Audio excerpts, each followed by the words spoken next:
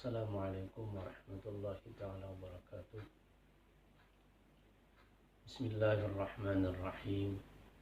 Alhamdulillahirabbil alamin.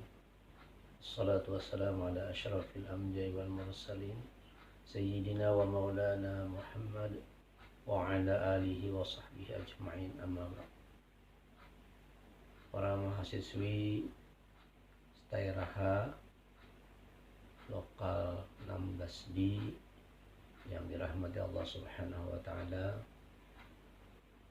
Alhamdulillah, puji syukur kita sampaikan kepada Allah Subhanahu wa taala atas kudrat iradat serta izinnya jualah. Alhamdulillah, pada saat ini dapat laksanakan kuliah secara online, di mana pada saat ini kita dilanda wabah corona, sehingga perkuliahan kita dapat berjalan secara online. Kemudian salawat dan salam kita haturkan kepada junjungan kita Nabi besar Muhammad SAW serta keluarga, sahabat dan pengikut beliau hingga akhir zaman. Mahasiswi yang dirahmati Allah Subhanahu wa taala, pada mata kuliah akhlak tasawuf, untuk pertemuan kali ini kita membahas tentang fana, baqa, dan ittihad. Para mahasiswa sekalian yang dirahmati Allah Subhanahu wa taala, tokoh tasawuf yang bernama Abu Yazid Al-Bustami, beliaulah yang mempelopori adanya istilah dalam ilmu tasawuf yang dinamakan dengan fana, baqa, dan ittihad. Fana artinya musnah, lenyap, hilang. Baqa artinya kekal, abadi, tetap, terus menerus. Sedangkan ittihad artinya adalah bersatu. Oleh para ulama tasawuf dalam pembahasan ini mengemukakan atau menjelaskan apa yang dimaksud dengan fana, baqa, dan ittihad. Fana ialah dalam artian ulama kita mengatakan bahwa hendaknya kita melenyapkan, menghilangkan, memusnahkan yang ada pada kita, yaitu kebodohan. Jadi kita berusaha untuk menghilangkan kebodohan. Maka dengan berusaha menghilangkan kebodohan itu, tentunya kita dengan belajar ilmu. Sehingga dengan kita belajar, maka yang ada adalah pada diri kita, yaitu mengetahui alim. Kita menjadi orang yang alim. Itu sehingga dengan alim itu dikatakan bahwa kita itu sudah dalam kategori baqa, karena kita sudah alim, punya ilmu. Nah, kemudian para ulama juga mengatakan hendaknya kita memfanakan diri kita itu, melenyapkan diri kita itu yang ada pada kita, yaitu sifat-sifat tercela. Maka kita hilangkan, kita hapus sifat-sifat tercela itu. Kemudian setelah kita hapus sifat-sifat tercela itu, seperti sombong, riya, dan sebagainya, maka kita isi, kita baqa, kita kekal dengan hilangnya sifat-sifat yang seperti itu, yang tercela itu. Maka yang ada pada kita adalah sifat-sifat terpuji. Ya, dengan sifat-sifat terpuji itulah maka yang disebut dengan baka. Kemudian juga katakanlah ulama tasawuf bahwa hendaknya kita memfanakan jiwa kita, diri kita. Artinya umpamanya kita melakukan aktivitas ibadah, maka ketika kita melakukan aktivitas ibadah itu seperti sholat umpamanya, maka kita sholat dalam pandangan batin kita bahwa kita itu salat adalah karena ditolong oleh Allah Subhanahu wa Ta'ala.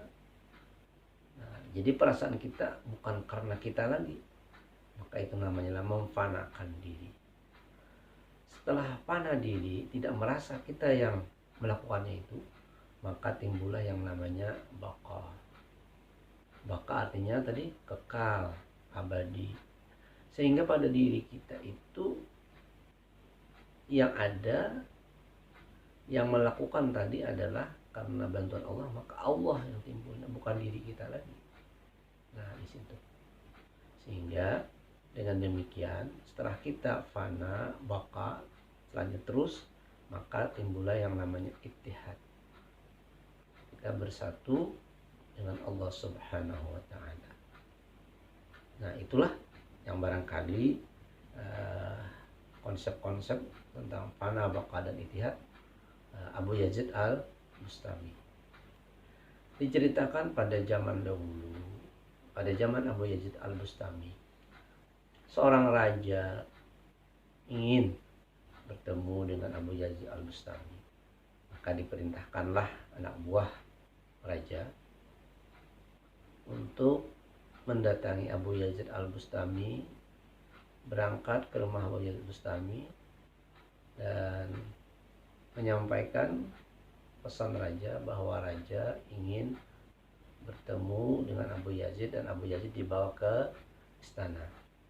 Kemudian anak buah daripada raja itu berangkat menuju rumah Abu Yazid Al-Bustami. Sampainya di depan pintu rumah Abu Yazid Al-Bustami, maka anak buah raja mengetuk pintu rumah tersebut.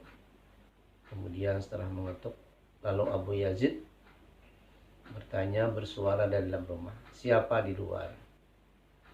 Jawab oleh anak buah raja, "Kami dari kerajaan." Apa maksud tujuan? Ingin menyampaikan pesan raja bahwa raja ingin bertemu dengan Abu Yazid dan Abu Yazid mau datang ke istana. Lalu dijawab oleh Abu Yazid Al-Bustami pada saat itu bahwa sekarang ini Abu Yazid tidak ada, yang ada hanya Allah Subhanahu wa Ta'ala. Maka pintu tidak dibuka. Berangkatlah kembali ke istana anak buah raja dan menyampaikan kepada raja bahwa pesan telah kami sampaikan, akan tetapi diceritakan begini. Oh, kalau begitu, kata raja, datangi lagi ke rumah Abu Yazid dan sampaikan bahwa raja ingin bertemu Allah Subhanahu wa Ta'ala. Dan setelah itu maka anak buah raja kembali lagi mendatangi rumah Abu Yazid. Ketika sampai di depan pintu dan anak buah raja mengetuk pintu, lalu suara lagi oleh Abu Yazid, "Siapa di luar?" "Kami dari kerajaan menyampaikan pesan bahwa raja ingin bertemu Allah Subhanahu wa Ta'ala." Maka dikatakan Abu Yazid di dalam rumah bahwa sekarang ini yang ada Abu Yazid Al-Bustami, Allah Subhanahu wa Ta'ala tidak ada. Demikianlah cerita pada zaman dahulu, bahwa kejadian seperti itu dapat kita simpulkan bahwa sekali mendatangi, waktu yang pertama kali mendatangi itu, Abu Yazid dalam keadaan asyik, Abu Yazid dalam keadaan ittihad kepada Allah Subhanahu wa Ta'ala. Maka pada saat itu Abu Yazid berkata seperti itu. Kemudian kali yang kedua, Abu Yazid dalam keadaan sadar dan tidak ittihad, maka dikatakanlah yang ada Abu Yazid al-Bustami. Nah, begitulah kesimpulannya dari cerita tersebut. Demikian, dan kepada para mahasiswi, apa yang Bapak sampaikan saat ini mohon dicatat dan mohon disimpulkan tentang baqa, fana, dan ittihad ini, tentang fana, baqa, dan ittihad ini ke email Bapak. Semoga Allah Subhanahu wa taala memberikan ridha kepada kita semua, dan mudah-mudahan Allah Subhanahu mengangkat wabah corona ini. Demikian yang dapat Bapak sampaikan pada pertemuan kali ini. Salah hilaf mohon maaf. Wabillahi taufiq wal hidayah. Assalamualaikum warahmatullahi wabarakatuh.